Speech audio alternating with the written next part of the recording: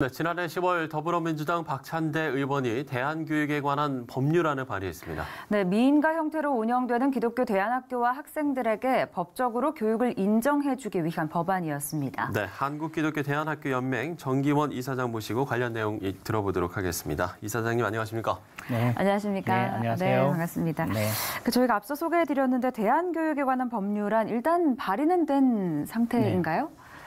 네, 20대, 물론 20대 이전에도 대안교육 법제와 관련된 법안들이 발의는 계속돼 왔었고요. 네. 20대에 와서 2017년도에 먼저 김병욱 의원이 대안교육 진흥 법안을 발의해 주셨고, 그 이어서 김세연 의원이 또 대안교육 지원 법안을 발의하셨는데, 발의한 걸로 끝났다가, 우리 2018년도에 우리 박찬대 의원께서 대안교육에 관한 법률안을 또 발의해 주셨거든요. 네. 그래서 지금 현재 이 법안이 교육위원회 법안심사소위에서 지금 다뤄지고 있고 아마 다음 모임에서는 좀 의결이 돼가지고 교육위원회 상임위원회로 아마 상정이 되지 않을까 예측하고 있습니다. 네, 그 법안의 좀 구체적인 내용을 좀 소개해 주셔도 좋을 것 같은데요.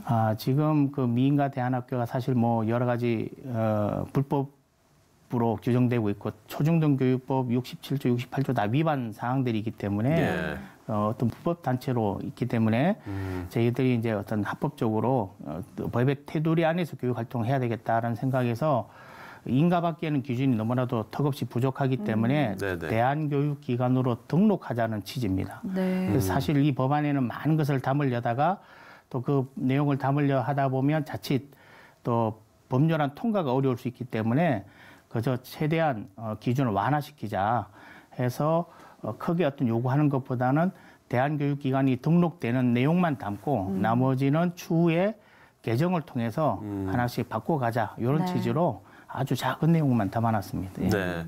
그러면 일선에 계시면서 구체적으로 좀 어떤 상황들일 때 이런 법안에 좀 필요성을 느끼는지 이 부분도 좀 궁금한데요.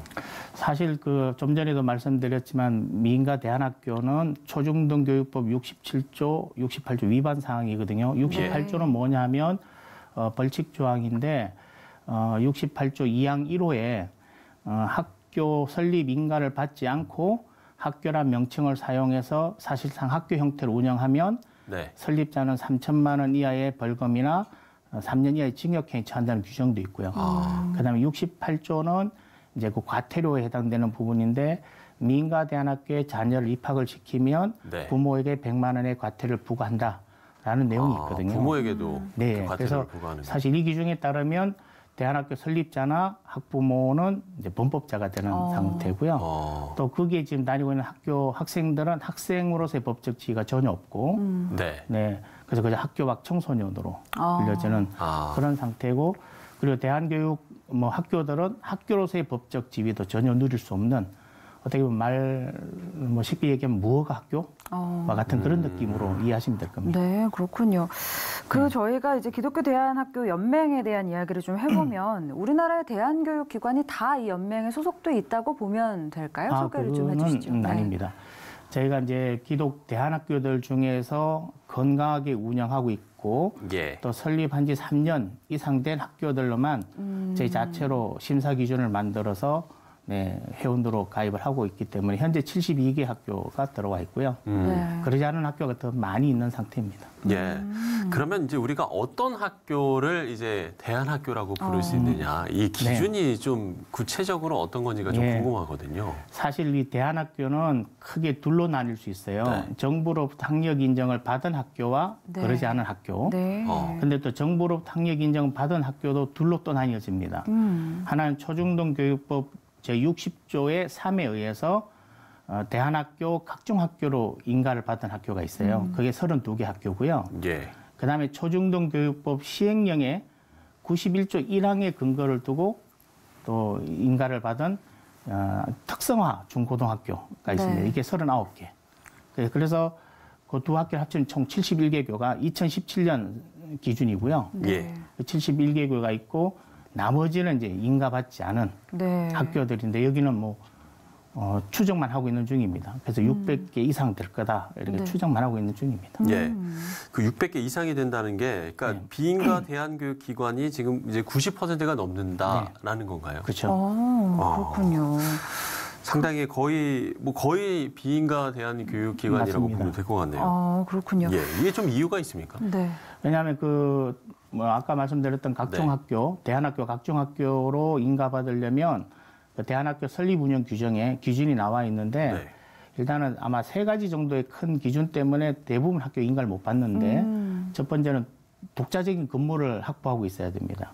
그러면서 그 근무에는 담보가 하나도 없어야 돼요. 네. 아마 대부분 대안학교가 정부로부터 재정 지원받지 않고 운영하다 보니까 모든 부분들을 부모님들 등록금에 의존하다 보니까 건물 예. 확보라든지 공간 확보까지 다 의존하다 보니까 담보가 없는 학교는 어렵거든요. 네. 그러다 보니까 대부분 학교 여기에 첫 번째 걸리고 두 번째는 5개 체육장이라서 운동장을 또 확보해야 됩니다. 운동장을 확보하지 못하면 국공립시설을 임대해도 된다고 하는데 국공립시설 임대가 안 되거든요. 어쨌든 그런 부분에 어려움이 있는데 최근에 와서 정부가 그래도 운동장만큼은 도시형 대안학교들도 운동장 갖추기 어려우니까 예. 이 부분을 좀 좀 허용을 하자 이런 네. 움직임이 일고 있고 그래서 조금 완화시켜 주셨고요.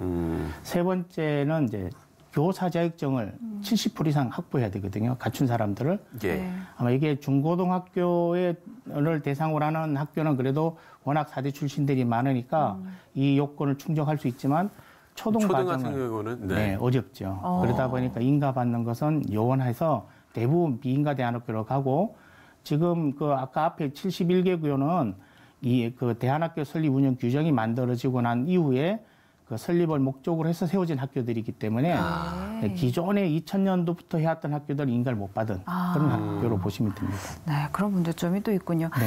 근데 또 한 가지의 고민거리가 학생들의 진로 문제인 것 같습니다. 아까 뭐 학교 밖 청소년이 된다 이런 말씀도 하셨는데 검정고시를 볼 수밖에 없는 현실인 네, 거죠? 맞습니다. 네. 예. 초등부터 초중고 다 검정고시로 학력을 취득하고요.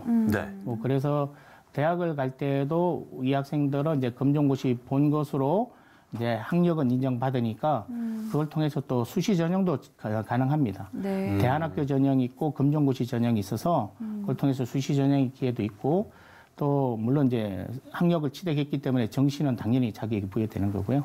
그래서 대학 진학하는 데는 전혀 문제는 없습니다. 네, 그렇군요. 네.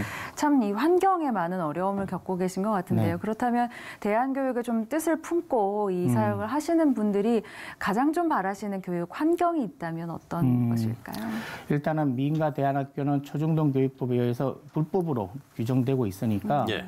일단은 우리 이 부분에 대해서 우리가 좀 더 합법적인 단체로 교육기관으로 우리들이 만들어 가야 되겠다 이런 바람을 늘 갖고 왔었던 것이고 그리고 이제 문제는 작년부터 이 미인가 대안학교에 국세청으로부터 부가가치세를 부과하려는 움직임이 일고 있어요. 네. 사실 이 부가가치세는 수익을 영리를 목적으로 하는 학원이나 강습소, 교습소도 면세거든요. 그런데 이제 이 민가 대안학교는 정부로부터 인가를 받지 않았다는 이유로 이런 부가가치세를 부과하는 움직임이 있기 때문에 이게 가장 큰 이슈가 되는 부분이고요.